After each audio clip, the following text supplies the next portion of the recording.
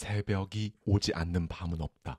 어두운 밤에도 그 끝이 있다. 환멸과 슬픔과 절망 속에 있을지라도 반드시 날은 밝아온다. 여러분은 성공합니다. 여러분이 그걸 원했기 때문이죠. 안녕하세요. 하와이 대저택입니다.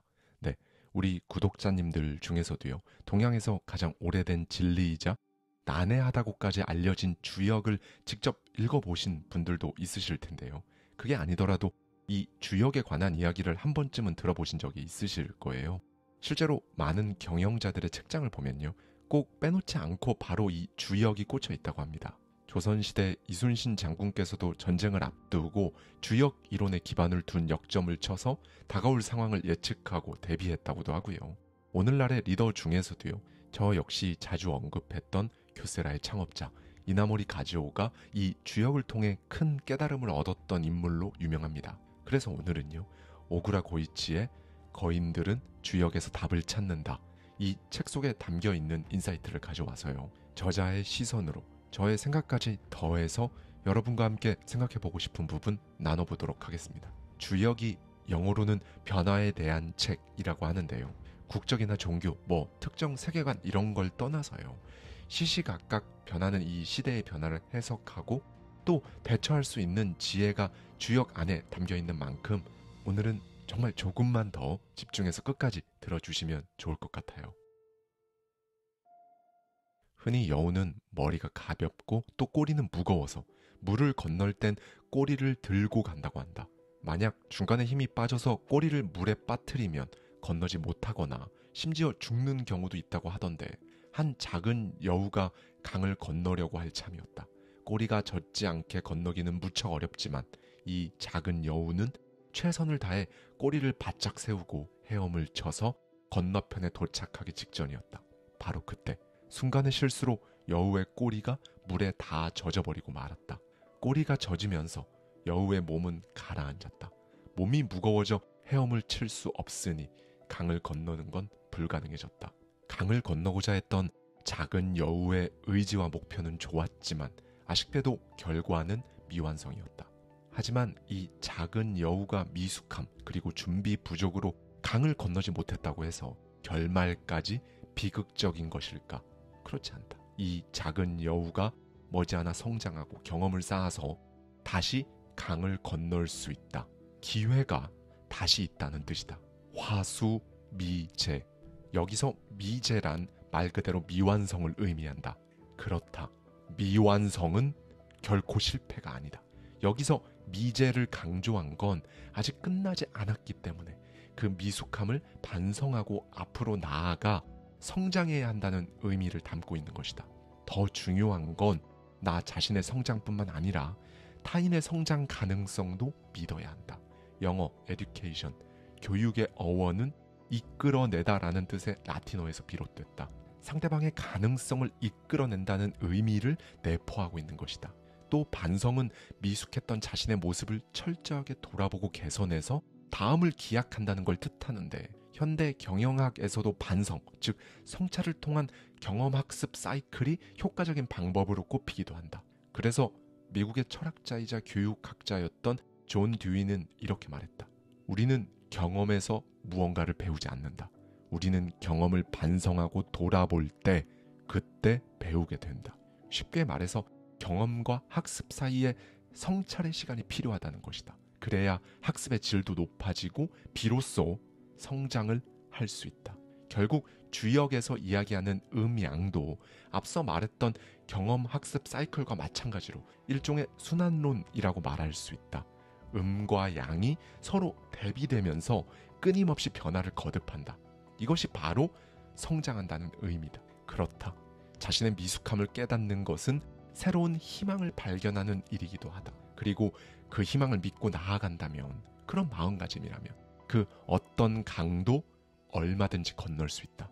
살다 보면 풀리지 않는 일이 참 많다. 그래서 수많은 숙제를 안고 살아간다. 좋은 날도 있고 그렇지 않은 날도 있지만 그 하루하루가 쌓여서 우리의 생을 만들어낸다. 그래서 우리는 아직 미생일 수밖에 없는 것이다. 화수미제, 우리의 삶이 미완성이라는 건 해야 할 일이 있다는 것이다. 궁극의 완성이란 없는 인생에서 완성에 집착하며 괴로워하지 말고 당신의 하루하루를 채워나가라. 그때 당신은 반드시 성장하고 있을 것이다. 앞서 이야기했지만 주역은 이 세상의 끝을 말하지 않는다. 이 세상 자체를 영원히 변화를 거듭하는 순환론의 기반에 바라보고 있기 때문이다. 이 관점이 너무도 뚜렷해서 완성이라는 결과물 자체에 주목하지 않고 성취감 뒤에 감춰진 방심, 자만심 이런 것들을 오히려 더 염려한다. 세상은 너무도 빨리 변하고 있다. 한때는 정답이라고 여겼던 진리도 시대와 세대가 변함에 따라 어긋나기 시작한다. 자본주의 사회에선 이 사실이 더욱 냉혹하게 느껴진다. 변화에 즉각 대응하지 못한 사업은 더 이상 세상이 필요로 하지 않는 것처럼 그렇게 여겨지기도 하니까 말이다. 1811년 영국에서 일어났던 노동자들의 기계 파괴 운동인 러다이트 운동도 마찬가지다. 러다이트 운동은 산업혁명으로 섬유공업 기계가 발명되면서 일자리를 잃었던 수공업자들이 일으켰다. 하지만 그들은 시대의 흐름을 막지 못했다. 흘러간 시계바늘을 되돌릴 수 없듯 변화를 무조건 거부하며 힘겹게 저항하기보다 상황에 맞는 대응법을 찾아야 한다. 평평한 것은 언젠가 기울고 정돈된 것은 결국 흐트러진다. 그래서 주역에선 변화를 인정하고 잘 받아들이는 사람일수록 크게 성장한다고 말한다. 수화, 기재, 그렇다. 모든 것을 다 이루었다. 모든 게 완성되었다. 이렇게 착각하지만 그것은 흐트러짐의 시작이기도 하다. 자신의 성과에 만족하지 말고 다른 곳에서도 통할 수 있는 새로운 배움의 시선을 돌려야 한다. 치세를 누림에 있어서 난세를 잊지 말라고 했듯이 평화로울 때일수록 방심해서는 안 된다. 그렇다고 해서 막 모든 변화를 다 받아들이고 거기에 맞춰서 움직여야 하는 걸까? 주역은 성장이라는 관점에서 하고 있는 일에 대한 변화, 구체적으로 이야기하면 승진, 독립, 이직 이런 것들에 있어서 타이밍이 매우 중요하다고 말한다. 미국의 제너럴 일렉트릭과 월트 디즈니에서 도입해 화제가 됐던 리더십 파이프라인이라는 리더 육성 시스템이 있다. 기업이 지속적으로 발전하기 위해 필요한 리더를 외부가 아닌 내부에서 육성해 나가는 시스템을 말한다. 하지만 이 같은 방식이 꼭 좋은 결과를 낳는 것은 아니었다. 예를 들면 이런 것이다. 우수한 사원을 매니저로 승진시키는 일은 위험을 동반한다. 왜? 우수한 사원이라고 해서 매니저로서도 좋은 성과를 낼 수 있을까? 이걸 장담할 수가 없다. 직무의 성격이 전혀 다르기 때문이다. 사원은 주어진 업무를 제대로 해내면 그 자체로 성과를 인정받을 수 있었지만 매니저는 자신의 업무를 볼 뿐만 아니라 다른 사람에게도 업무를 맡길 수 있는 또 다른 능력이 필요하다. 성장이 더 필요하다는 뜻이다.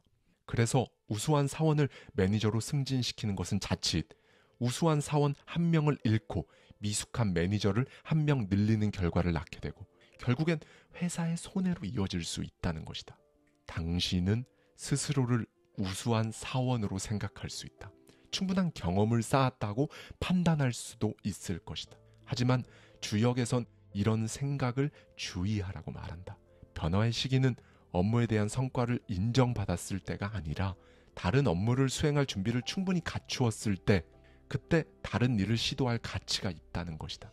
당신은 무언가 일을 완수했을 때 어떤 느낌을 갖고 또 무엇을 생각하는가? 결과만 좋으면 끝이 아니다. 그때 자신의 성과에 만족하지 말고 그 어디에서라도 통할 수 있는 새로운 배움에 시선을 돌려야 한다. 더 성장하고 싶다면 성과를 냈다고 해도 그 성과를 과감하게 잊어버려라. 늘 미완성의 태도로 배워야 한다. 그것이 변화에 능동적으로 대응할 수 있고 말도 안 되는 성공과 성장을 누릴 수 있는 최고의 삶의 태도다. 겸손함은 언뜻 상대방에게 굽히고 들어가는 듯한 그런 인상을 주지만 절대 그렇지 않다. 효과적인 측면에서 겸손함은 최강의 처세술이다. 주역에서도 수차례에 걸쳐 그 가치와 중요성을 언급한다. 그렇다고 해서 늘 낮은 자세만을 유지해야 한다는 의미가 아니다. 때와 장소를 가려야 한다. 상대방에게 가르침을 청하고 지도를 받아야 하는 소위 아랫사람이거나 아직 어색한 상황에서 신뢰관계를 만들어갈 필요가 있을 때 그때 겸손한 태도는 엄청난 도움이 된다. 주역에서는 리더나 한 회사의 대표와 같이 높은 자리에 있는 사람이 겸손하다는 평가를 받을 경우 결국 모든 면에서 좋은 결과를 얻게 되는 원인, 씨앗이 된다고 말한다. 자기 PR 시대라는 말이 등장한 지도 벌써 20년은 훌쩍 넘은 것 같다. 이전에는 모난 돌이 정 맞는다는 말이 더 힘을 얻는 시대였지만 90년대 후반부터 시작된 경기 불황 속에서 남들과는 다른 나를 주장하는 것이 곧 생존을 위한 스킬로 자리 잡기 시작했다. 세상이 이렇다 보니 자기가 가진 것을 드러내지 않고 오히려 자신을 낮춰 남을 높이는 이 겸손의 자세가 설 자리는 없어 보인다. 지산겸, 주역이 말하고자 하는 겸손은 우리가 흔히 알고 있는 것처럼 나를 낮추는 것에 그치지 않는다. 내가 많이 가졌다면 그 어딘가에는 반드시 가지지 못한 사람이 있다.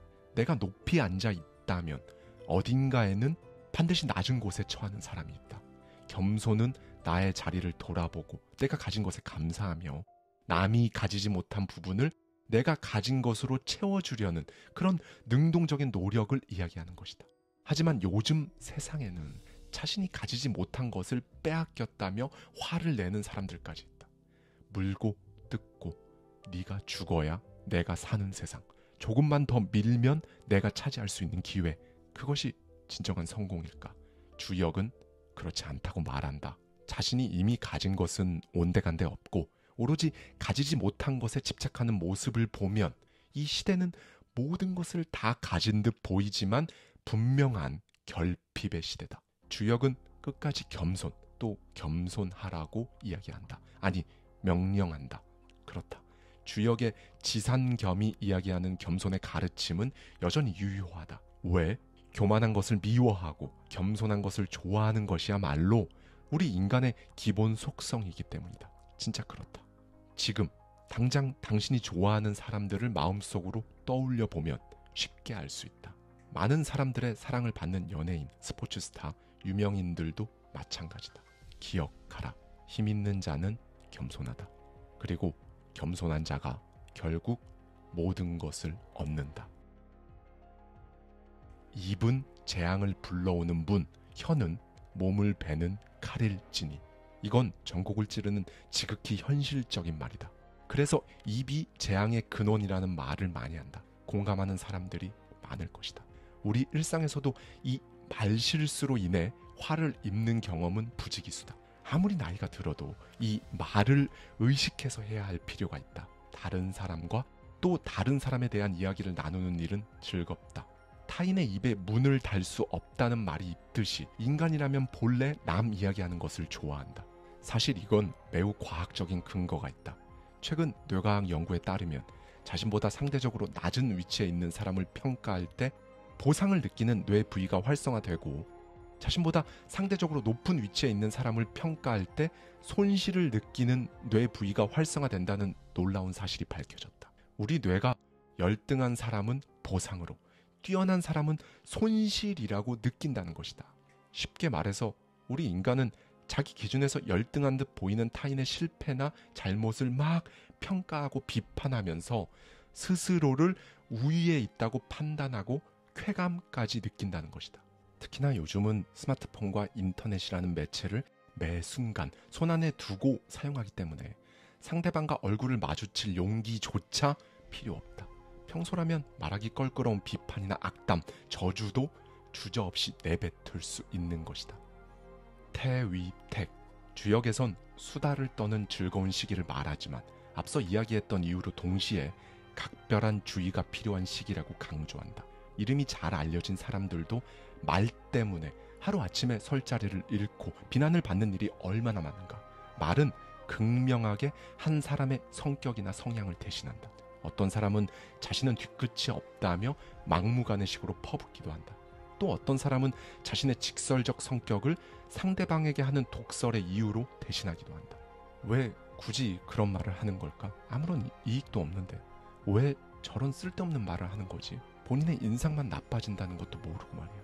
종종 주변으로부터 이런 평가를 받는 사람들이 있다. 반대로 남의 말을 잘 이해하고 오히려 다독이며 위안을 주는 사람도 있다. 말을 잘하기 위해서는 우선 상대방의 이야기를 들을 줄 알아야 한다. 듣는다는 토대가 갖춰져야 비로소 좋은 말을 살릴 수 있기 때문이다. 자신의 말을 들어주지 않는 사람의 말은 그 누구도 듣고 싶어 하지 않는다.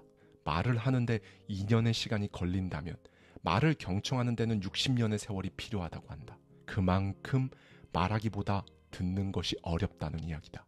또 때로는 말보다 침묵이 좋을 때도 있다. 하지만 침묵을 대화로 나눌 수 있는 관계란 그리 흔하지 않고 또 어렵다.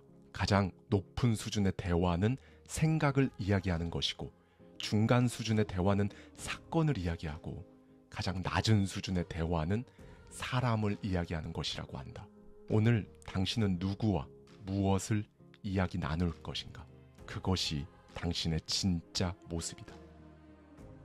천리길도 한 걸음부터 대기만성, 이런 말이 굉장히 따분하게 느껴지는가?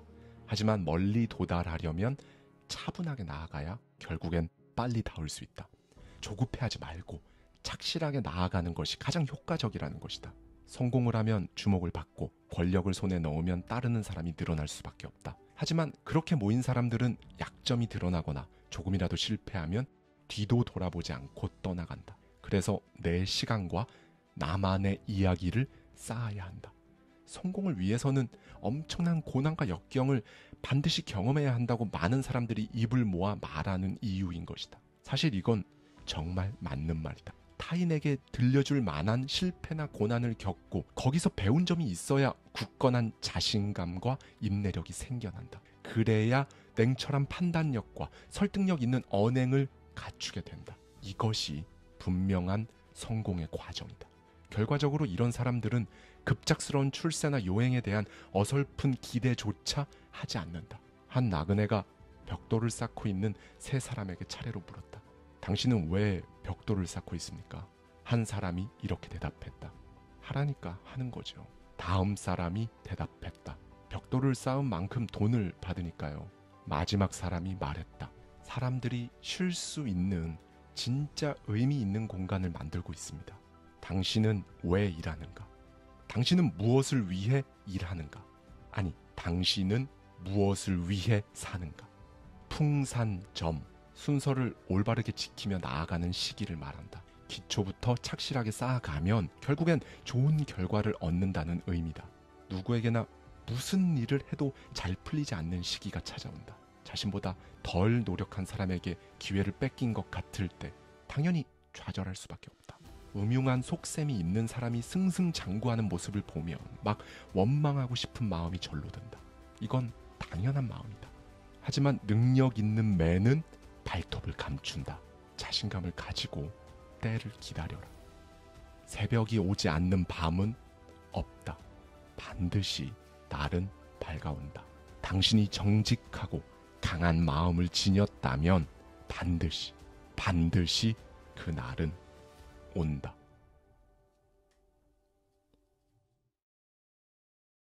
마음은 자신만이 머무는 곳이다. 그 안에서 지옥을 천국으로 만들기도, 천국을 지옥으로 만들기도 한다. 네, 여러분. 인생이라는 게 종종 전혀 예상치 못했던 그런 방향으로 막 흘러갑니다.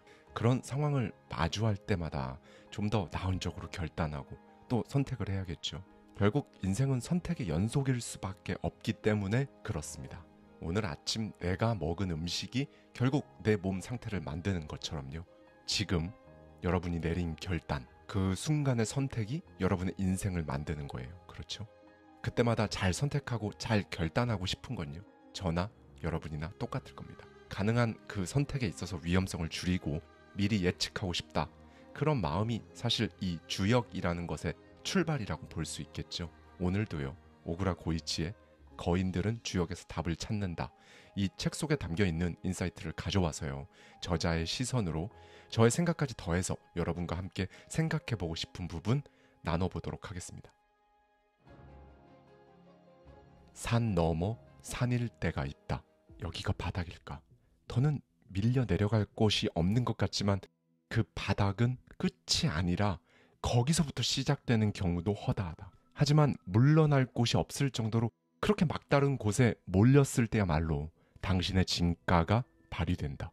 개인이나 조직, 나아가 국가 역시 생각지도 못했던 그런 어려움이나 고난에 봉착하게 되면 물론 잃는 것도 많지만 쇠붙이를 불에 달군 뒤에 막 두드려서 더욱 단단하게 만드는 것처럼 오히려 강하게 연단되는 경우가 훨씬 더 많다. 감, 위수, 주역에서는 이 시기를 엄청난 고난과 또 고난을 통한 성장이 이루어지는 시기라고 말한다. 물론 이 고난을 꺼리고 피한다면 흉, 성장을 원하고 그 길을 선택한다면 길, 그 결과는 확연히 달라진다. 위기 관리 이론 중에는 영국의 경제학자이자 역사학자인 아놀드 토인비 박사가 즐겨 인용했던 매기 효과가 있다. 북유럽에서는 바다에서 잡은 청어를 수조에 넣어서 내륙으로 운반할 때 천적인 매기를 함께 집어넣는다고 한다. 그렇게 하면 청어들이 매기에게 잡혀 먹히지 않으려고 끊임없이 움직이기 때문에 살아있는 상태로 싱싱하게 운반할 수 있기 때문이다. 경영학 분야에서도 이 점을 이용해 기업이 치열한 경쟁 속에서 살아남도록 매기와 같은 긴장과 자극, 위기의식, 적절한 자극제가 필요하다는 것이다. 여러분, 한번 생각해 보세요. 지금 나에게 고난이 없어요. 아픔이 없어요. 고통이 없어요. 근심, 걱정이 없다고 가정을 해보세요. 나에게 그런 것이 없다면 그건 살아있는 사람이 아닙니다.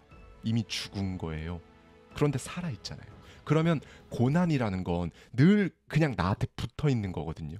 그러면 괴로움을 어떻게 해야 되느냐? 이 괴로움을 끌어안고 살 것이냐, 다스릴 것이냐를 생각해야 됩니다.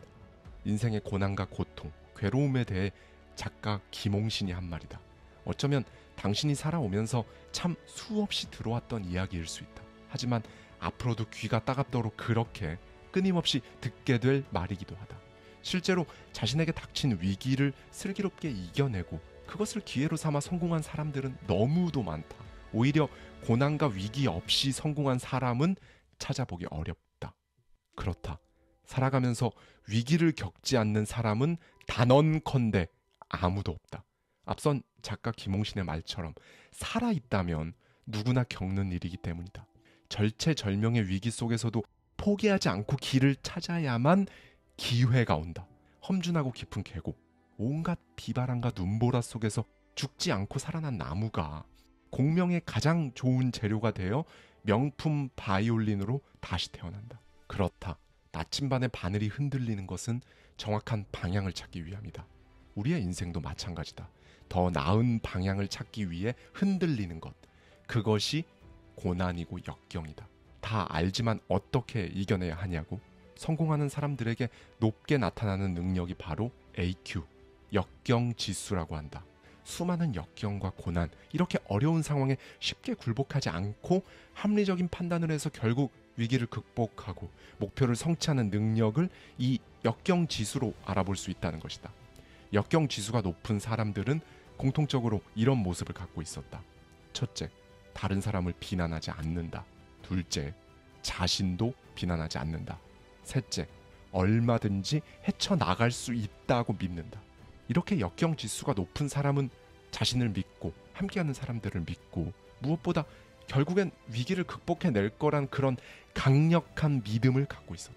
사람에 따라서 자신 앞에 놓여있는 위기를 어떻게 받아들이는가에 따라 누군가는 다가온 위기 때문에 영영 회복하기 힘든 나락에 빠진다. 그런데 또 다른 누군가는 자신에게 온 그 위기를 오히려 기회로 삼아 상상하지 못할 정도의 성공을 이뤄낸다. 위기는 늘 그들을 더 강하게 만든다.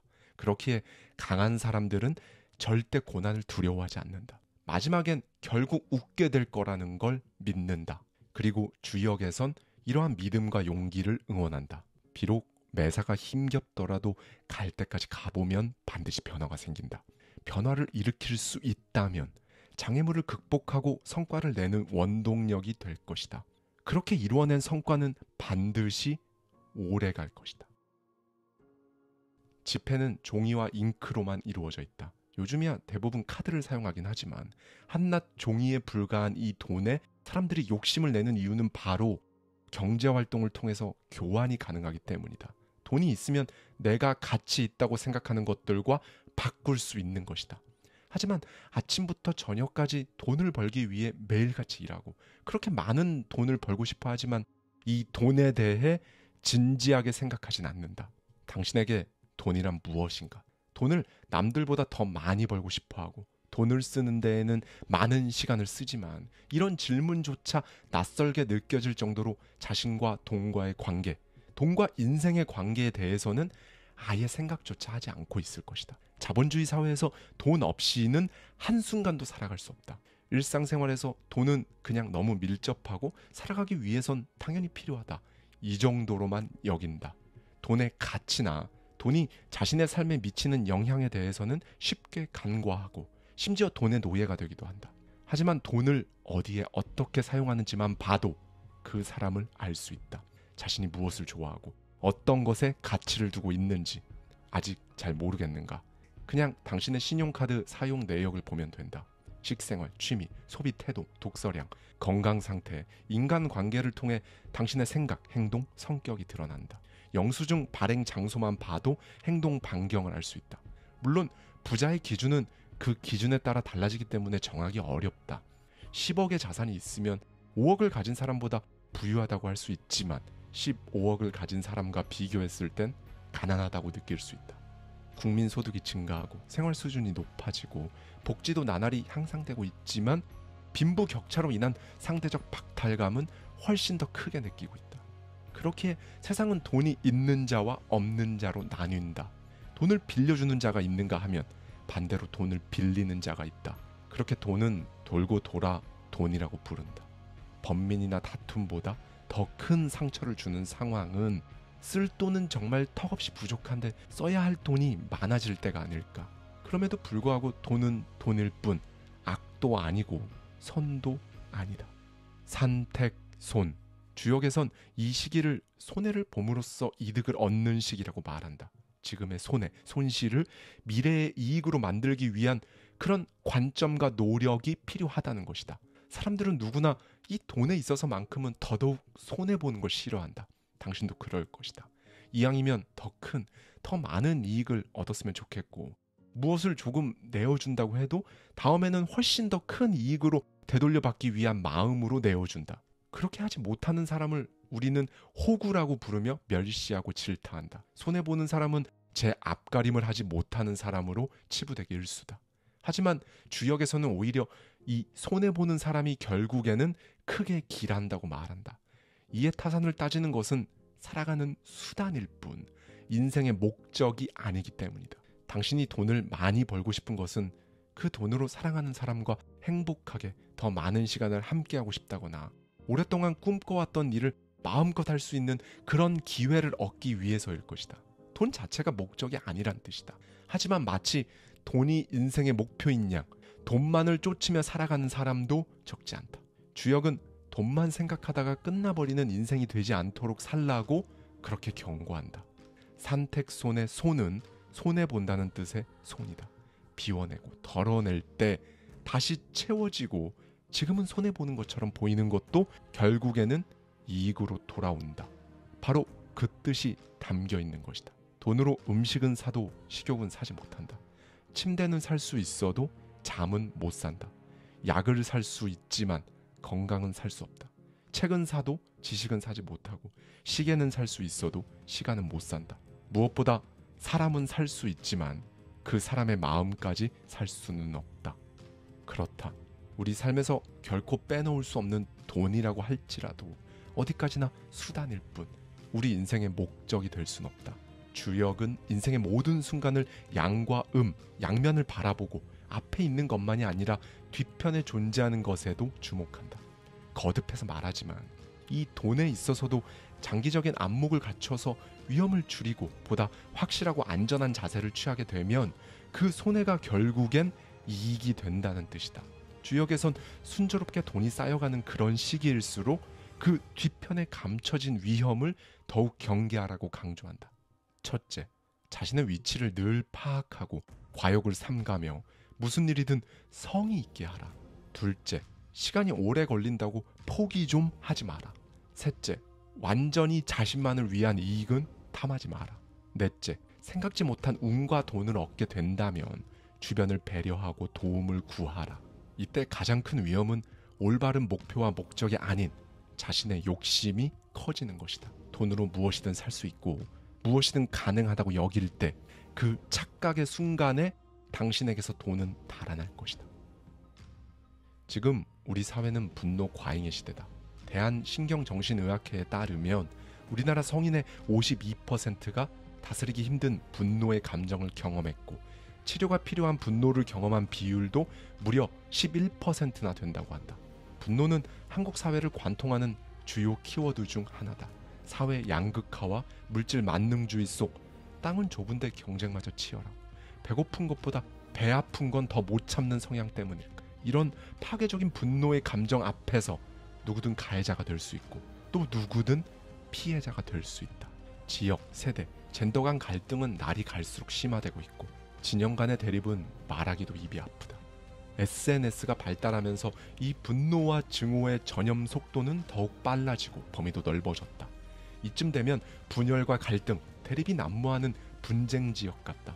급기야 우리나라에선 강자건 약자건 기업이건 정부건 이웃 간에도 그게 가족일지라도 모든 갈등의 사안과 불만, 적대감을 소송으로 해결하려는 소송 만능 사회, 소송 공화국이 되었다고 해도 과언이 아니다.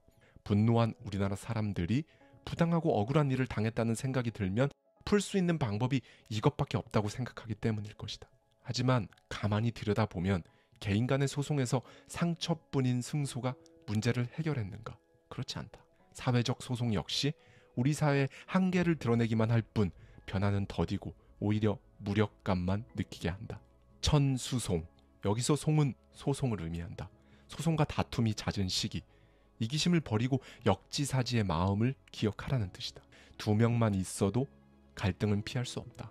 어떤 사회에서도 대립은 있을 수밖에 없다. 하지만 서로 자기 의견만 내세우기만 하면 협의점은 찾기 어렵다.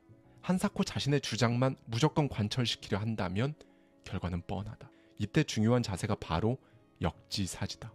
역지사지를 들여다보면 바꿀 역, 땅지, 생각사, 즉 땅을 바꾸어 생각한다는 뜻이다.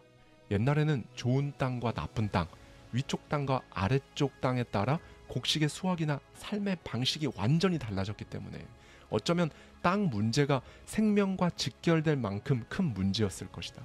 그런데 이 땅을 바꿔서 생각해 보자는 것이다. 서양에선 이렇게 표현한다. 누군가의 신발을 직접 신어보라. 다른 사람의 신발은 직접 신어보지 않는 이상 그 미묘한 착용감을 알 수 없다. 폭이 좁진 않은지, 이 신발이 편한지 불편한지 그건 그 신발을 신어본 사람만이 알 수 있다. 하지만 신발을 신는 사람의 그 마음까지 헤아린다는 것은 참으로 어려운 일이 아닐 수 없다.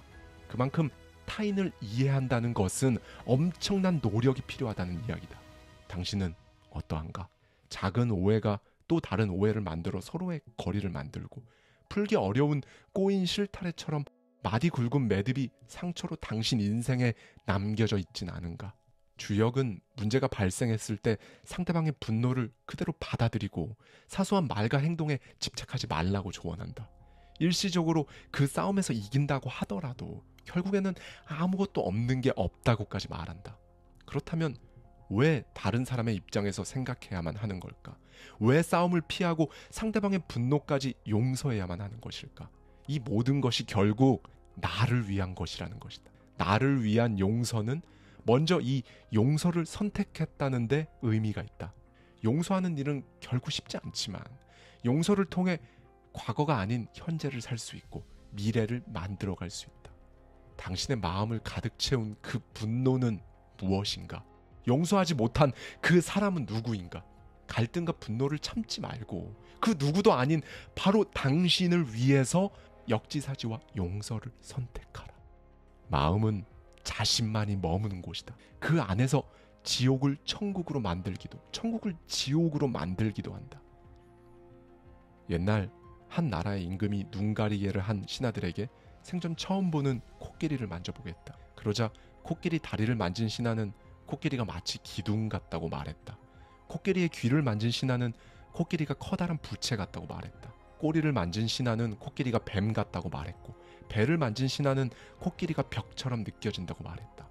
코끼리라는 존재를 알기 전에는 다리가 기둥 같다, 귀가 부채 같다, 꼬리가 뱀 같다, 배가 벽 같다는 느낌을 갖게 된다.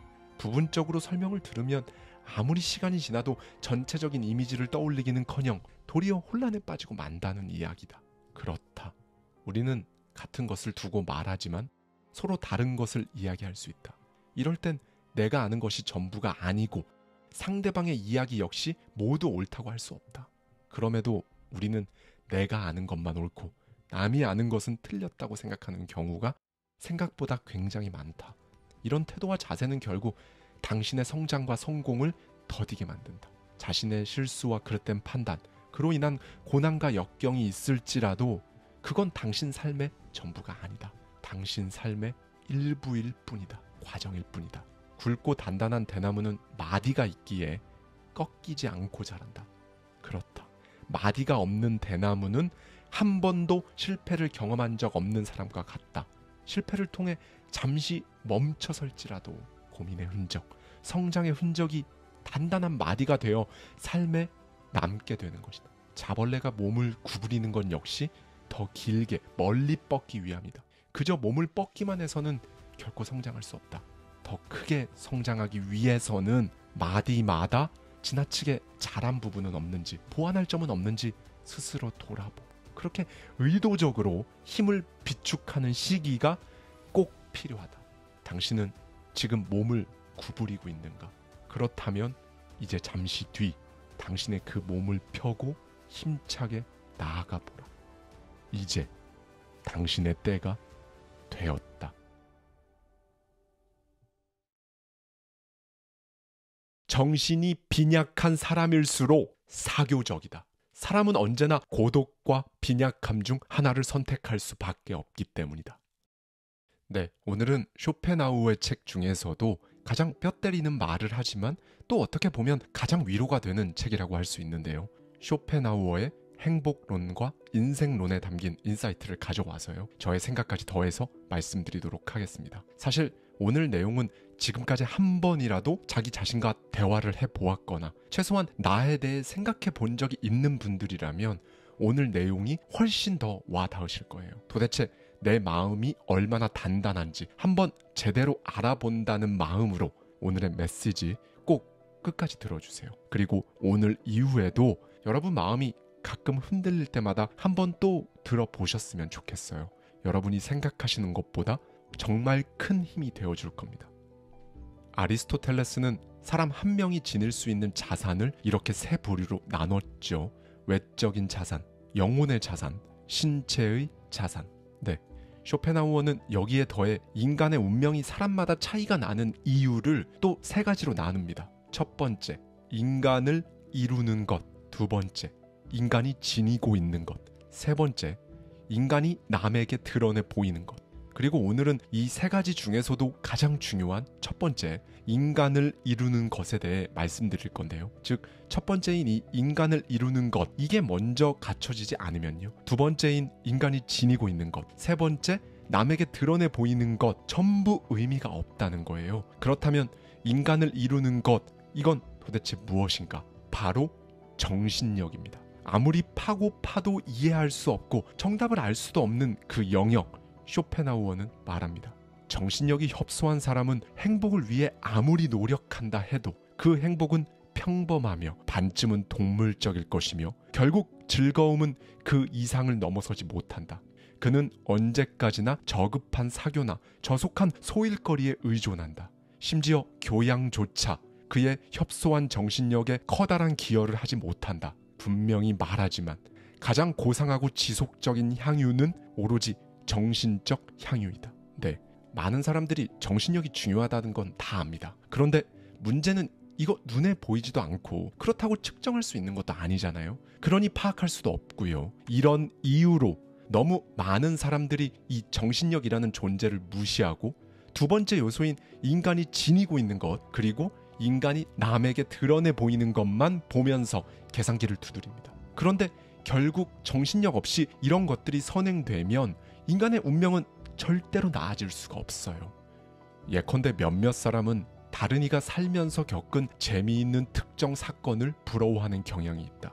그런데 그 사건을 겪었다는 것 자체를 부러워할 것이 아니라 그런 사건을 중요하게 생각하며 그걸 묘사할 줄 아는 그 사람의 이해력을 부러워하는 게 좋을 것이다. 똑같은 사건이라도 어떤 사람은 너무나 재밌게 표현하는 반면 어떤 사람에게는 일상생활의 진부한 장면에 불과할 것이기 때문이다. 네, 그러니까 어리석은 사람은 시를 읽으면서 그 시인이 시를 쓰기 위해 체험한 그 경험 자체를 부러워만 할 뿐, 사실 어떻게 보면 지극히 평범한 사건을 그렇게 자신만의 언어로 통찰력 있게 관찰해낸 왕성한 그 상상력은 부러워하지 않는다는 거죠. 그래서 쇼펜하우어가 말하는 인간을 이루는 것에서 가장 중요한 건 사실 정신적인 풍요로움입니다. 굳이 외부 자극 없이도 자신에 대해 한번 생각해보면서 대화하고, 이런 것들이 가장 중요하다고 생각해서 오히려 거추장스러운 다른 것들에 한눈을 팔지 않는 그 단단한 내공이 진짜로 살아가는 힘이라는 거죠. 재기 있는 사람은 혼자 있을 때도 자신만의 생각과 상상력으로 커다란 즐거움을 얻을 수 있지만, 둔감한 사람은 번갈아가며 사교나 연극, 오락을 계속 즐길지라도 고통스러운 지루함을 견디지 못한다. 이렇듯 객관적인 측면이 아무리 멋지고 좋다 해도 주관적인 측면이 아둔하고 열악하면 실제로 현실이 열악하게 되고 만다. 이것은 아무리 경치가 좋은 곳이라 할지라도 날씨가 나쁘거나 성능이 좋지 않은 카메라로 찍으면 변변치 못하게 보이는 것과 마찬가지다. 보다 분명히 말하자면 이런 사람은 자신의 피부 속에 들어있는 것처럼 자신의 의식 속에 들어가 있기 때문에 자신만의 그 의식 속에만 갇혀 살아가는 것이다. 그러니 그를 도와주려 한들 그 사람의 귀에 닿겠는가? 네, 결국 우리 인간과 관련된 모든 건 항상 자기 자신의 의식 속에 있다는 거예요. 그래서 이제 이 의식의 성질이 어떠한가, 이게 중요합니다. 이 부분에서 쇼펜하우어는 굉장히 강하게 말을 해요. 멍청한 자의 그 둔한 의식 앞에 온갖 호사와 향락이 벌어진다 한들, 불편한 감옥 안에서 돈키호테를 썼을 세르반테스의 의식에 비하면 빈약하기 짝이 없다. 내면의 공허, 의식의 빈양, 정신의 빈곤 때문에 그들은 자신과 같은 부류의 사람들과 어울리려고 한다. 유유상종인 것이다. 시간은 별로 들지 않지만 많은 돈을 들여 가끔 누리는 찰나의 관능적 향락을 통해 정신적 향락을 대신해 보려고 해도 소용없다. 그렇게 살아온 사람의 인생은 붉은 두건에 방울을 단 어릿광대의 인생처럼 어리석기 짝이 없다. 즉, 구제불능 상태로 인생을 낭비하게 되는 이유는 정신의 빈곤, 공허에서 오는 무료함 때문이다. 정신의 성질이 떨어지면 그 어떠한 향유라 할지라도 입속에 쓸개즙을 머금은 채 맛 좋은 포도주를 마시는 것과 같다. 네, 결국 정신이 빈약한 상태는 행복을 무조건 가로막는다는 거죠. 구체적으로 어떤 형태로 가로막냐? 크게 고통과 무료함으로 가로막습니다. 이 고통은 1차적으로 궁핍과 결핍에서 나오고요. 그럼 궁핍과 결핍을 해결하면 괜찮아지는 거 아니냐? 궁핍과 결핍을 해결해도 정신이 텅 빈 사람에게는 이때 곧바로 무료함이 찾아옵니다. 즉, 사람들이 계속 힘든 이유는요, 고통, 무료함, 이 두 개가 한쪽에서 멀어지면 또 다른 한쪽이 다가오는 소위 밀당 관계여서 그래요. 비어있는 내면을 이 두 개가 번갈아가면서 계속 채우는 거죠. 그래서 저자는 정신이 빈 사람의 인생에 대해 사실상 진폭의 차이는 있겠으나 고통과 무료함, 이 두 가지 적수 사이를 오가는 것이라고 표현합니다. 그러니까 내 안에서 계속 싸우는 거예요. 다만 이 궁핍이나 결핍에서 오는 원초적인 고통은요, 우리 인간이 해결할 수 있는 부분입니다. 저자도 인생에서 필요한 것들을 획득하는 것에 소홀히 해서는 안 된다고 강조하고요. 이를테면 적절한 수준의 재산, 부는 필요합니다. 돈 때문에 세상이 무서워지면 안 되잖아요. 여기서 중요한 건요, 이와 동시에, 그러니까 외부적인 것들을 적정 수준으로 획득하려고 애쓰는 것과 동시에 내면의 공허도 같이 막아야 한다는 겁니다. 만약 정신력의 품을 키우는 일보다 외적인 것들을 키우는 데만 힘을 쓰면요, 이 사람의 시야가 상당히 좁아지게 돼요. 그러면 이제 어떻게 될까요? 이 시야를 벗어나는 일이 딱 생기는 순간 정말 속수무책으로 텅 빈 정신과 함께 이 사람이 무너지는 겁니다. 문명의 가장 낮은 단계에서 나타나는 것이 유목생활이다. 그런데 최상층에서 일반화된 관광, 여행하는 생활에서 이와 똑같은 형태가 다시 보인다. 유목생활은 궁핍에서, 여행생활은 무료함에서 비롯된 것이다. 고통이든 무료함이든 정신의 둔감함으로 수많은 사람의 얼굴에는 내면의 공허가 새겨져 있다. 당신은 어떠한가? 이러한 내면의 공허는 아무리 하찮은 사건의 외부 세계에서 일어나는 모든 일에 늘 정신을 곤두세우게 만든다. 내면이 공허하기에 무언가를 통해 정신과 기분을 움직이려고 늘 외적인 자극을 갈망한다. 따라서 무엇을 선택할지 까다롭게 굴지 않는다. 형편없는 일을 하며 시간을 때우고, 이와 마찬가지로 사교와 대화의 종류도 형편없다. 즉 온갖 종류의 사교와 오락, 사치를 병적으로 추구하는 까닭은 주로 이러한 내면의 공허 때문이다. 그래서 많은 사람이 낭비를 하고 비참한 상태에 빠진다. 이런 잘못된 길로 빠지지 않게 우리를 가장 확실히 지켜주는 건 내면의 풍요, 정신의 풍요, 그뿐이다. 네, 여러분, 이 부분이 정말 중요한데요. 내면이 비어 있을수록 외부의 자극만을 갈망하기 때문에 자기가 뭘 선택할지, 돈보다 훨씬 더 귀한 자기 시간을 어떻게 쓸지 까다롭게 굴지 않는다는 겁니다.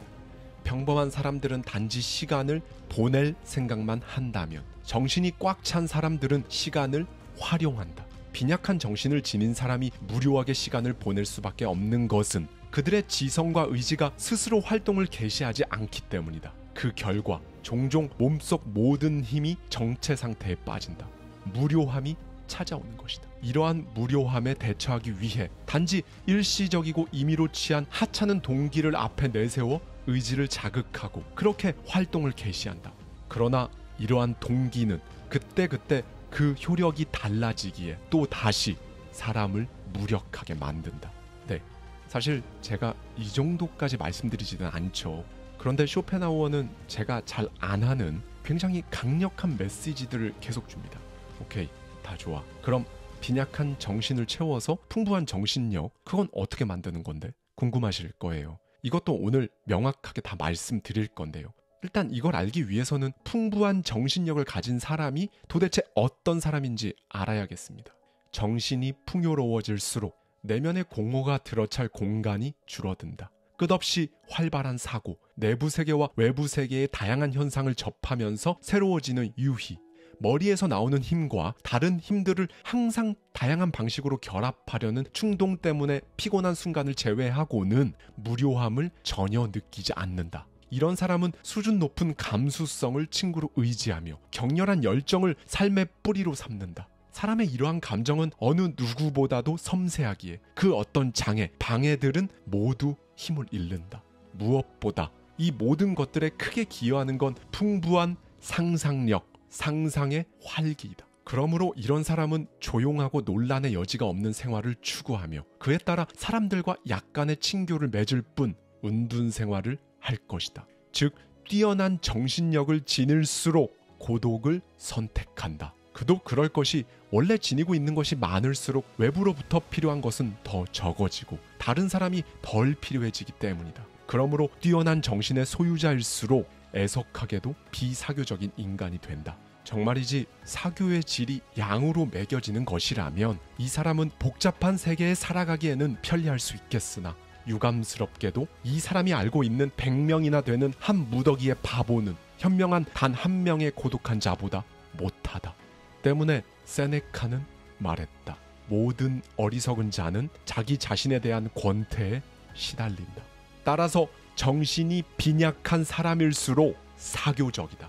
사람은 언제나 고독과 빈약함 중 하나를 선택할 수밖에 없기 때문이다. 네, 여러분 어떤 생각이 드셨는지요? 여러분 주변을 둘러보면 이런 사람들 꼭 있을 겁니다. 뭐 재밌는 거 없어? 사는 게 왜 이렇게 재미가 없냐? 이런 경우가 바로 쇼펜하우어가 말한 내면이 공허한 자는 끊임없이 심심풀이와 사교를 추구한다. 이걸 정확히 보여주는 사례입니다. 그리고 무엇보다 저는 정신력을 최고로 끌어올린 사람은 언제든 혼자여도 괜찮다라는 부분에 너무나 깊게 정말 뼈에 사무칠 정도로 공감하고 또 공감하는데요. 제가 평소에 많이 말씀드렸던 셀프 고립과도 맞닿아 있는 개념이니까요. 하는 일, 재테크, 사업, 부업, 공부, 시험, 이직, 승진 그 무엇이 되었든 사람이 퀀텀 점프하는 곳은 혼자 고립되어 있을 때니까요. 퇴근 후 여러 사람들과 하는 술자리나 카페에서 이루어지는 게 아닙니다. 그럼 이제 가장 중요한 부분이죠. 이 정신력을 어떻게 끌어올리는가? 가장 먼저 정신력이 평범한 사람들을 보자.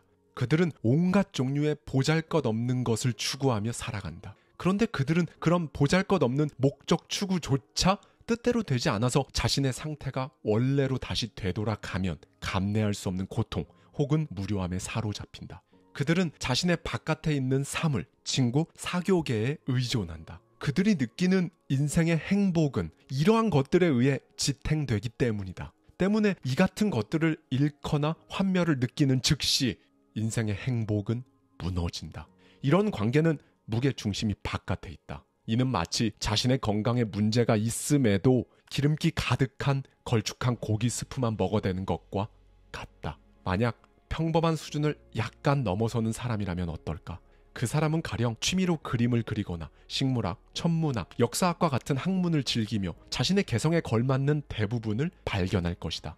그런 점에서 그의 무게중심은 이미 부분적으로는 내부에 있다고 하겠다. 그렇지만 예술에서의 단순한 취미는 아직 창조적인 정신력에 미치지 못하고 단순한 실용학문은 현상에만 머물러 있기 때문에 개인 안으로 온전히 빠져들지 못한다. 온 마음을 다해 그러한 것에 몰두할 수 없어서 그는 그런 학문과 혼연일체가 되지 못한다. 반면 정신력이 압도적으로 우세한 사람만이 자신의 주체가 되어 사물의 존재와 본질을 들여다본다. 그는 예술, 문학, 철학을 통해 자신만의 심오한 견해를 피력하려고 노력한다. 생각이 매우 풍부해 언제나 활기차고 의미 있는 생활에 힘쓴다. 몸바쳐 일할 가치가 있고 재미있는 대상이 있다면 당연히 그런 일을 한다. 외부의 자극은 그에게 아무 힘도 쓰지 못한다. 그는 모든 시대와 국가에서 재능이 뛰어난 사람들의 다양한 업적에 자극을 받기도 한다. 그런 것에 열정을 쏟는 자신을 이해하고 느낄 수 있는 사람은 자기 자신 말고 아무도 없기에 결국 혼자 그런 업적을 향유하기로 작정하고 사는 것이다. 따라서 이런 사람은 사실상 본인을 위해 살고 본인 스스로에게 도움을 청한다. 우연히 스쳐 지나가는 방관자는 이 사람의 모습을 어중간하게만 파악할 뿐이다. 정신력이 뛰어날수록 볼테르의 이 말을 정확히 이해한다. 진정한 욕구가 없으면 진정한 향유도 없다. 정신력이 뛰어날수록 자신의 정확한 욕구가 있다. 그렇기에 인생에서 향락을 마음껏 누릴 수 있는 것이다. 그는 개인적인 일상은 그저 수단으로만 간주하고 드러나지 않는 목표를 향해 지적인 생활을 영위한다. 그렇게 그는 지적인 삶에 매진할 것이다. 이 사람은 주변에서 무슨 일이 일어나든 자기 자신만 붙들고 있으면 위안을 얻는다. 그들 내부에는 고립적 요소가 남들보다 더 많이 잠재되어 있다. 그들은 다른 사람들에게서 결코 완전히 만족하지 못하기 때문에 자연스럽게 자신과 남들을 동일하다고 보지 않는다. 그러므로 남들을 따라갈 필요가 없다. 그렇다고 타인을 하대하지도 않는다. 그는 자신이 한 것처럼 다른 사람 모두가 자신만큼 뛰어난 정신력을 가질 수 있다고 그 가능성을 인정한다. 그는 평생에 걸쳐 매일 매시간 본인 자체일 수만 있다면 어떠한 자극도 필요하지 않다고 생각한다. 그에게 행복과 불행은 한 가지로만 결정된다. 자신의 가치를 완전히 발휘해 자기 자신을 완성할 수 있는가, 혹은 방해를 받아 자신의 뜻을 이루지 못하는가, 그뿐이다. 네, 여러분, 괴테도 이렇게 말했죠. 모든 일에서 각자는 결국 자기 자신에게로 되돌아가게 되어 있다. 그래서 사실은요, 무슨 일이 일어나든 자기 자신만 붙들고 있으면 위안을 얻을 수 있어야 합니다. 만약 내가 나만 붙들고 있는데 이 세상이 위안이 아니고 불안과 공포만 가득하다면요, 그러면 정말 사람이 힘들어서 살 수가 없죠. 그런데 인생의 그림이 어떻게 펼쳐지든 내가 나만 제대로 꼭 붙들고 있으면 위안을 얻을 수 있는 그런 뛰어난 정신력을 지닌 사람이 사실 몇이나 될까요? 그럼에도 우리는 그런 삶을 살고자 매일 생각하고 노력합니다. 그렇죠? 저 역시도 마찬가지고요. 여러분도 그렇기에 지금 이 메시지 듣고 계신 거고요. 고통, 무료함 이런 것들에 끌려다니는 인생 말고요. 그래서 자극이 막 필요한 인생보다는 나 자체로 온전할 수 있는 인생을 우리는 살아가고자 원합니다. 그런 여러분을 위해 저자는 해법으로 이것을 제시합니다. 좋은 일이든 나쁜 일이든 중대한 재난이 아닌 경우라면 살아서 인간에게 일어나고 닥치는 일보다는 그 일을 어떻게 느끼는지, 즉 모든 면에서 감수성의 종류와 강도가 문제가 된다.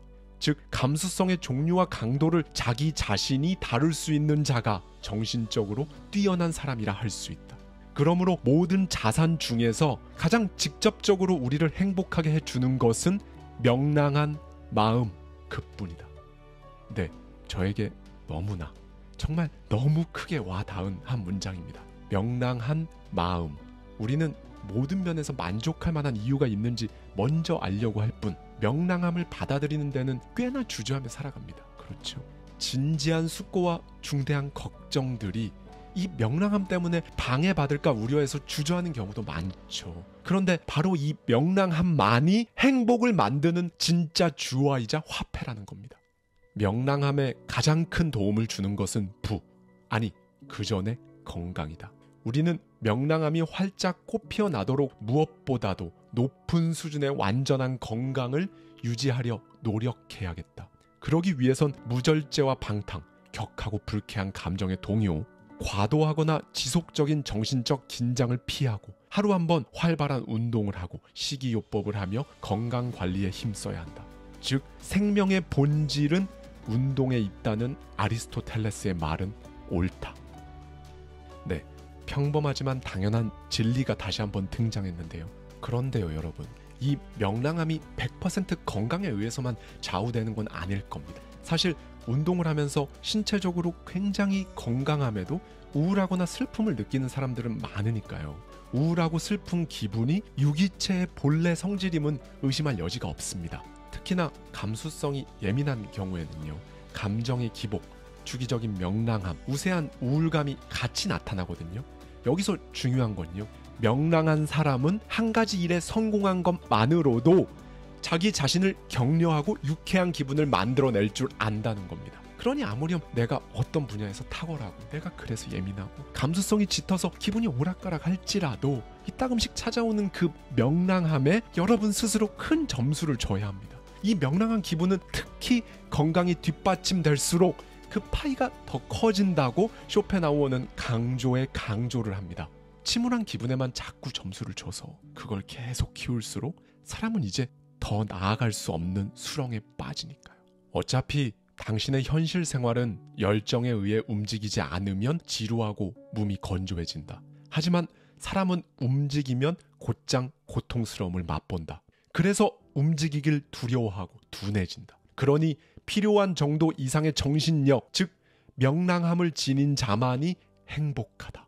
높은 정신력은 고통 없이 지속적으로 일에 매진하도록 만들어준다. 그리하여 정신력을 바로잡는 글과 말이 지금까지 당신에게 무언가를 직접적으로 가져다 주지 않았다 해도 당신이 매우 쓸데없는 일을 면하거나 필요한 일을 하게 해준 것이다.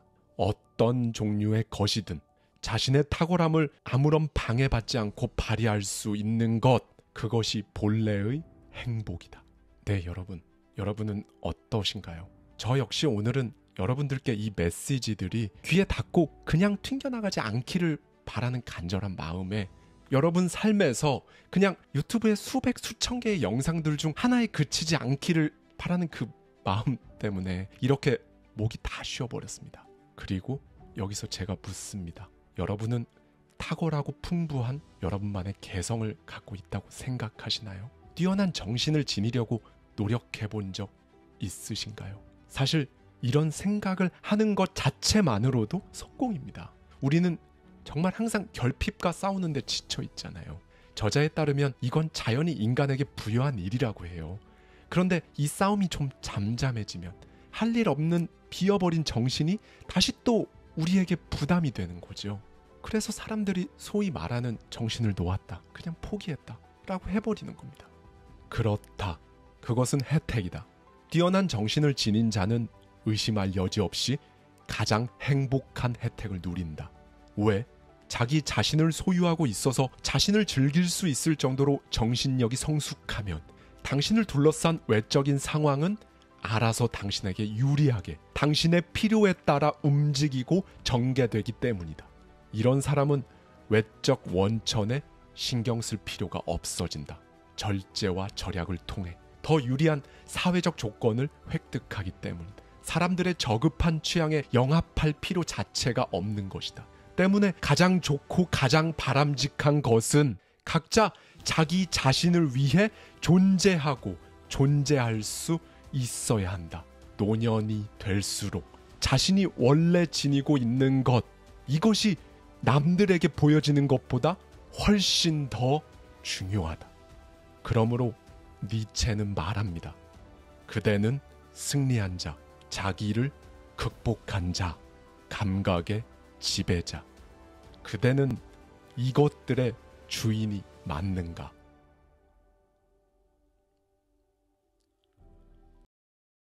무조건 이게 먼저입니다. 날씬한 사람을 싫어하면서 날씬해질 수 있을까요? 돈 많은 사람을 부러워하거나 재수없게 생각하는데 내가 돈이 많아질 수 있을까요? 우리 인간이 지니고 있는 것, 그리고 인간이 남에게 드러내 보이는 것에 대한 부분을 전해드릴 거예요. 도대체 부자들은 왜 더 부자가 되고 경제적으로 어려운 사람들은 왜 거기서 빠져나오기가 그렇게도 힘든지, 그리고 설령 한순간 거기서 빠져나와서 큰 돈을 만지게 되어도 왜 또 다시 돌아가는 경우가 허다한지, 잠재의식을 바꾼다는 것, 이게 왜 중요한지 쇼펜하우어의 이 통찰을 통해 제대로 한번 파헤쳐 보겠습니다. 사실 이런 내용은 책과 유튜브에 정말 엄청나게 많죠. 그런데 쇼펜하우어답게, 그리고 시대를 초월하는 고전답게 쇼펜하우어의 행복론과 인생론에 담겨있는 날카로운 인사이트를 가져와서요, 저의 생각까지 더해서 조금은 다른 시각으로 풀어갑니다. 먼저 인간이 지니고 있는 것, 그냥 쉽게 말씀드리면 우리 눈에 보이는 소유물들입니다. 부를 이루는 자산 같은 것들이죠.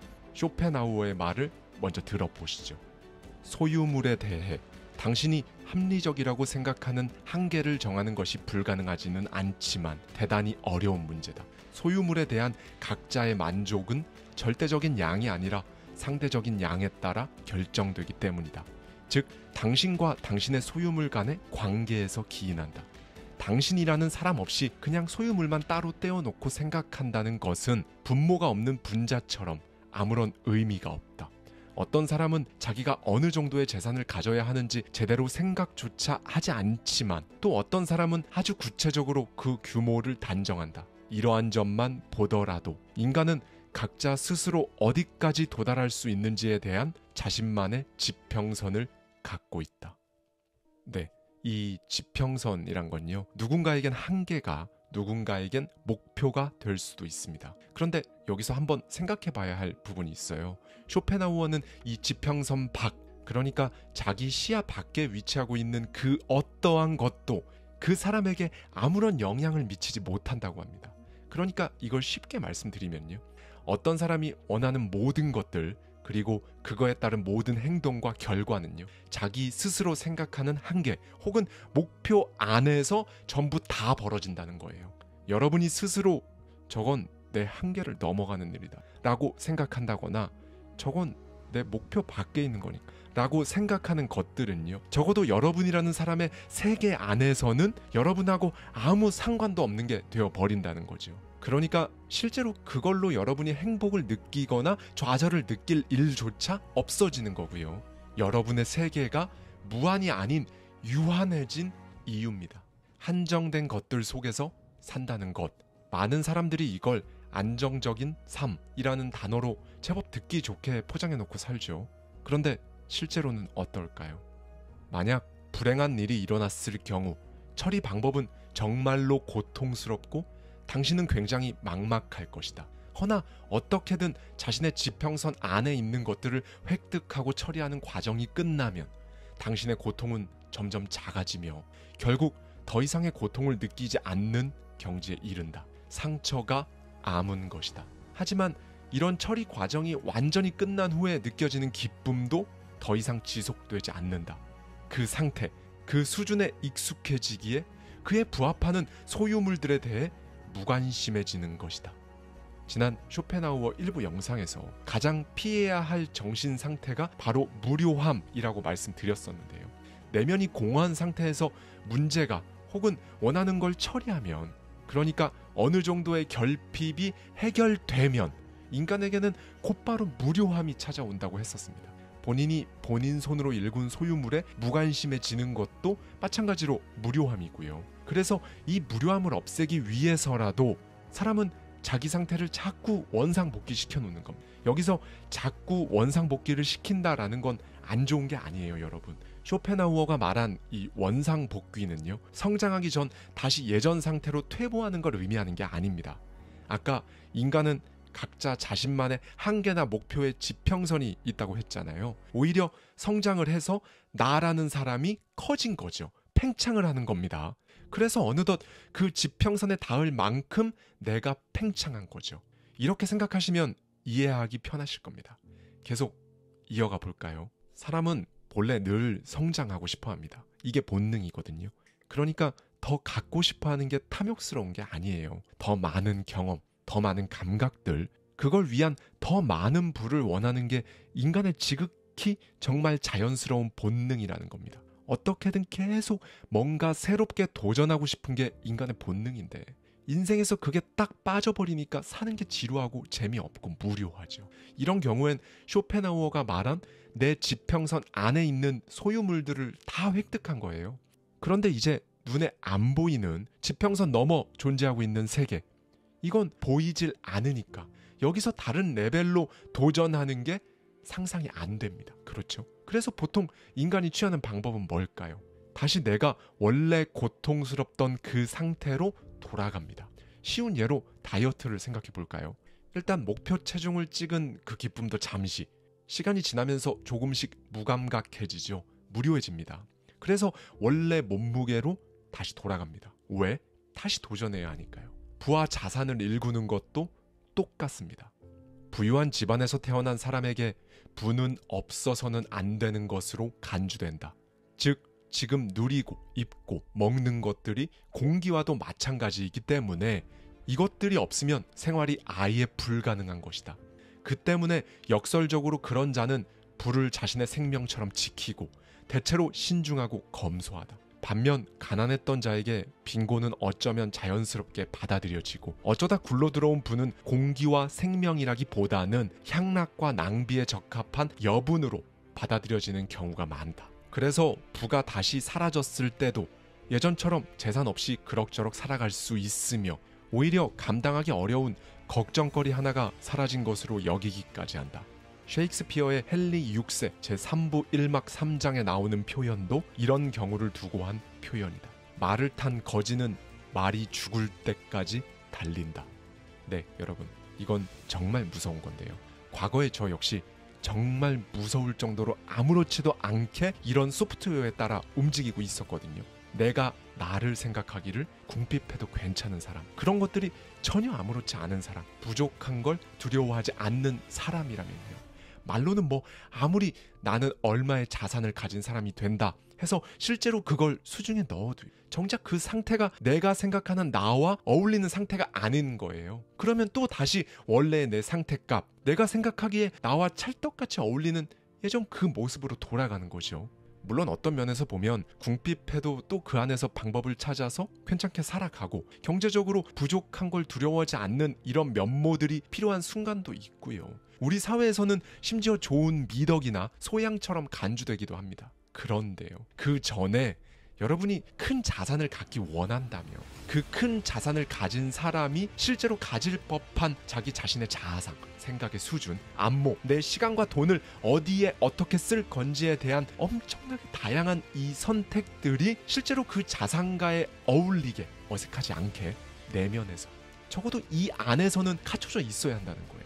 그 다음에 자연스럽게 또 따라 나오는 세트가 있죠. 요즘 불경기라 경제적으로 뭐 다들 어렵지. 부족하면 좀 어때요? 최소한 내가 좀 더 많은 부를 원한다면요, 나를 떠올릴 때 제일 먼저 나오는 단어들이 부족함, 어려움, 이런 것들이면 안 된다는 거예요. 여러분, 지금 몇 초만 한번 생각해 보십시오. 내 지평선, 눈에 보이지 않아서 그렇지 바로 그 근처에 또 다른 내가 있거든요. 그게 자산이든 커리어든 그 무엇이 되었든 말이죠. 그런데 지금 내 소프트웨어가, 내 생각, 내 안목, 내 작고 큰 모든 선택들, 내가 원하는 모습인 그 사람이 할 법한 것들로 갖춰져 있나요? 아니면 그냥 지금 내 모습으로 갖춰져 있나요?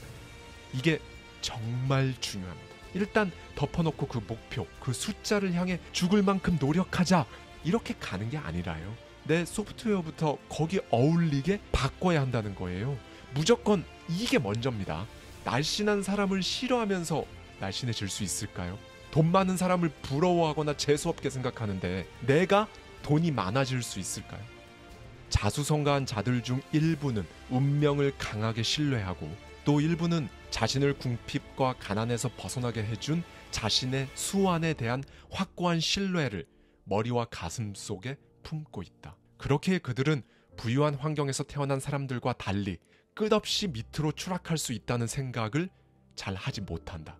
이때 낮은 정신력을 지닌 경우 자수성가한 이 사람들은 낭비벽이 심해진다. 원래 부자인 사람들이 가진 재산을 유지하려는 유전적 본능과는 대조되는 행보를 보인다. 특히 자신의 재능을 통해 많은 돈을 번 사람들은 자신의 재능이 고정 자본이고 소득은 거기에서 나오는 이자라고 착각하기 쉽다. 그래서 그들은 번 것의 일부를 모아두려 하지 않고 번 만큼 써버린다. 그런 후에 그들은 대체로 가난에 빠진다. 그러나 진짜 상인은 다르다. 그들은 본인의 재능을 통해서가 아닌 스스로 만든 힘으로 돈을 벌었기에 그것을 이용해 돈을 유지하고 늘리려 한다. 그러므로 어떤 계층보다 상인 계층이 더 부유한 생활을 한다. 반면 모든 일에서 어느 정도조차 하지 않고 시험 삼아 아무것도 하지 않는 자, 자신의 무언가를 진흥시킬 가능성조차 개척하지 않은 자는 물려받은 재산이 많다고 할지라도 그저 밥만 축내는 경멸의 대상에 불과하다. 이 자들은 극한의 무료함에 시달린다. 그런 자들은 차라리 궁핍해서 바쁘게 일한다면 더 행복할지도 모른다. 스스로 진정으로 독립해서 일하지 않고 편히 살아갈 수 있다는 것은 비길 데 없는 특전이다. 이것이야말로 인간에게 늘 따라다니는 고난과 결핍의 면제이다. 인간이라면 어쩔 수 없는 숙명이라 여기는 부역으로부터의 해방인 것이다. 이 해방과 함께 높은 정신력까지 갈고 닦은 경우 돈벌이와 그다지 관계없는 일을 추구할 수 있다. 그러면 자신의 재산이 최고의 가치를 발휘하는 궁극의 경지에 이르게 된다. 진정한 자유민인 것이다. 그러면 그는 진정 독립적인 사람으로 자신의 시간, 자신의 힘의 주인이 되어 매일 아침 오늘도 나의 것이다 라고 말할 수 있다. 이런 자는 인류의 명예라고 할 수 있는 일을 해내며 살면서 자신이 인류로부터 빚진 것을 100배로 갚을 것이다. 이제 가장 중요한 부분인데요. 쇼펜하우어는 이 부분을 가장 세게 말합니다. 인간이 남에게 드러내 보이는 것에 대하여. 앞서 말한 모든 것들은 오로지 나 자신을 위한 것이어야 한다. 우리는 약한 본성을 타고났기 때문에 남에게 드러내 보이는 것, 즉 타인의 눈에 비친 자신의 존재를 지나치게 의식한다. 하지만 조금만 생각해보면 그것이 당신의 행복에 그다지 중요하지 않음을 알 수 있다. 인간을 이루는 것과 인간이 지니고 있는 것, 이 두 가지 자산에 대한 모든 일들이 벌어지는 장소는 당신의 의식 내부다. 반면 인간이 남에게 드러내 보이는 것은 타인의 눈에 비친 표상이며 그게 벌어지는 장소는 당신이 아닌 타인의 의식이다. 타인의 의식 속에서 무슨 일이 일어나든 당신에게는 상관이 없다. 대부분의 사람들 생각이 얼마나 피상적이고 얕은지, 그 개념은 얼마나 협소하고 견해는 얼마나 왜곡되었는지 제대로 알면 타인의 견해를 점차 아무렇지 않게 여길 것이다. 그렇다고 타인의 모든 견해들을 전부 다 무시하며 살아갈 수는 없잖아요. 도대체 어떤 견해를 걸러야 하고 또 어떤 견해는 들어야 하는 걸까요? 자신의 실제 모습이 아닌 타인의 눈에 비친 자신의 모습에서 행복을 찾는 자는 빈약한 정신 자원에 의존하고 있다. 이런 자가 애쓰는 목적은 거의 대부분 타인의 견해를 통해 자신의 입지를 높이기 위해서다. 만약 당신 주변 사람이 이런 모습을 내비친다면 그가 말하는 당신에 대한 견해는 들을 가치가 없다. 그런 자를 두려워하지 말고 대신에 그런 자가 하는 말들이 당신의 귀에는 들어가지 않는다고 생각해보라. 그렇게 타인의 말이 때때로 얼마나 하찮게 들리는지 경험으로 알게 되면 타인의 견해는 당신에게 영향력을 행사할 수 없게 된다. 그러므로 당신은 당신 스스로의 가치를 적절히 숙고하고 올바로 평가하라. 그렇게 해서 타인의 알랑거리는 말, 상처 주는 견해에 되도록 민감하게 반응하지 않는 것이 현명하다. 인간은 각자 자신의 견해 속에서 살아가는 것이지 타인의 견해 속에서 살아가는 것이 아니다. 이 단순한 진리를 깨닫는 것이 행복에 큰 도움이 될 것이다. 그러니까 여러분의 기질, 능력, 소득, 친구, 사는 곳 등에 의해 규정되는 우리의 개인적인 상태값들 있죠. 어떻게 하면 더 타인의 마음에 들까 골몰하는 것보다는요. 당연한 말같이 들리지만 쉽게 깨닫기 어려운 이 진리. 이걸 깨닫는 게 인생에 절대적으로 필요하다는 겁니다. 그럼에도 불구하고 해야 할 가치가 있는 일은 실제로 행하기 어렵다. 우리의 행복은 마음의 안정과 만족에 바탕을 둔다. 그러므로 행복을 증진하기 위해 남에게 보이려는 마음을 지금의 50분의 1 정도로 낮추는 것이 중요하다. 즉 끊임없이 우리를 괴롭히는 몸속의 가시를 빼내는 것이 필요하다. 그렇지만 앞서 말했듯 쉬운 일은 아니다. 인간 본성에서는 두 가지 싹이 나오는데 허영심, 자긍심이 그것이다. 그중 가장 어리석은 싹은 허영심이다. 자긍심은 어떤 점에서 자신이 압도적인 가치를 지녔다는 것에 대한 확고한 확신임에 반해 허영심은 이러한 확신을 다른 사람의 마음속에서 일으켜보려는 소망이다. 허영심이 강할수록 아주 멋지게 말할 수 있다 해도 차라리 계속 침묵하는 편이 낫다. 왜? 그런 자들이 그토록 원하는 타인의 높은 평가는 자신이 침묵할 때 더욱 쉽고 확실하게 얻을 수 있기 때문이다. 애석하게도 자신을 아주 확고하게 높이 평가하는 자긍심의 가장 큰 장애물은 다른 사람의 갈채를 받으려고 애쓰는 허영심이다. 그러므로 인간이 어리석음에서 벗어나기 위한 유일한 수단은 어리석음을 어리석음이라고 분명하게 인식하는 것이다. 사람들이 공통으로 지닌 이러한 어리석음에서 벗어나 새 사람이 되는데 성공하면 마음이 안정되고 명랑해져 한층 더 확고하고 자신감 있는 태도를 취할 것이며 행동도 한결 자유롭고 자연스러워진다. 잠시의 운둔 생활이 마음의 안정에 대단히 좋은 영향을 미치는 이유는 타인의 시선에서 벗어나 이런저런 견해에 계속 신경 쓰지 않고 자신에게 되돌아갈 수 있기 때문이다. 이때 비로소 사람은 타인의 견해에 어그러진 지평선이 아닌 자신의 본래 모습에 걸맞는 지평선을 찾는 계기를 마련할 수 있다. 그러므로 정신수행을 위한 고립은 구제할 길 없는 어리석음을 통해 초래되는 수많은 실제적인 불행을 피할 수 있다. 결과적으로 우리는 더 견실한 자산의 주의를 기울여 그것을 아무 방해 없이 향유할 수 있다. 네, 오늘의 결론이 나왔죠. 셀프 고립을 통해 타인에 의해 어그러진 내 지평선을 찾아오는 것, 그 지평선에 어울리는 사람으로서 진짜 그 사람이 된 것처럼 생각하고 행동하는 것, 어느 순간 부역으로부터 벗어나 자신의 재산을, 자신의 가치를 실현하기 위해 쓰는 것, 그렇게 진정으로 독립된 사람이 되어 자신의 시간과 자신의 힘의 주인이 되는 것. 여러분은 지금 어느 단계에 있으신가요? 오늘 여러분은 여러분 내면의 의식 속에서 살았는지, 타인의 의식 속에 살면서 타인의 확신을 갈구하는 하루를 살았는지 한 번쯤 생각해 볼 수 있는 하루가 되시기를 진심으로 바랍니다. 감사합니다. 지금까지 하와이 대저택이었습니다. 저와 함께 매달 한 권씩 책 속에 담긴 격렬한 통찰을 통해 한 단계 더 성장하고자 하는 분들은 아래 고정되어 있는 댓글을 참고해 주세요.